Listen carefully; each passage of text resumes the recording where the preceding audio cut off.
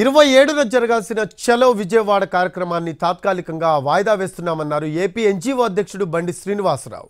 ప్రభుత్వం ఓ మెట్టు దిగిందన్నారు. Joint staff council సమావేశంలోని అంశాలు వ్రాతపూర్వక మినిట్స్ ఇస్తానన్నారు. ఉద్యోగుల 49 డిమాండ్లు 2 వారాల్లో పరిష్కరిస్తామని హామీ ఇచ్చిందన్నారు బండి శ్రీనివాసరావు. అవుట్సోర్సింగ్ ఉద్యోగుల సమస్యలు ప్రయారిటీలో తీసుకున్నట్లు ప్రభుత్వం తెలిపిందన్నారు.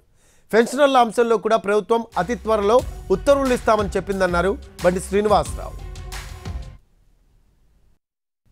13 జాయింట్ స్టాఫ్ కౌన్సిల్ సమావేశాలు జరిగినాయి.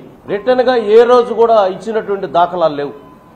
ప్రప్రథమంగా మేము చేసేటువంటి ఉద్యమంలో భాగంగా ప్రభుత్వం ఒక మెట్టు దిగి మేము రిటర్న్గా ఇస్తామని అనేసి మిడిసి ఇవ్వడం జరిగింది. ఇది ఏపీ జేఏసీ పూర్తి విజయమని నేను అన్నగానే కొంతవరకు మేము సాధించినటువంటి విజయమని మాత్రం చెప్పక తప్పదు. మేము పోరాటం చేశాం కాబట్టే పీఆర్సీ కమిషన్కి స్టాఫ్ను కూడా కేటాయించడం జరిగిందని తెలియజేస్తున్నాము. సో దీనిలో భాగంగా ఇప్పుడు జరిగినటువంటి జూమ్ మీటింగ్ కానీ సెక్రటేరియట్ మీటింగ్ కానీ సుదీర్ఘంగా మేము చర్చించిన మీదట ఒక నిర్ణయం తీసుకోవడం జరిగింది.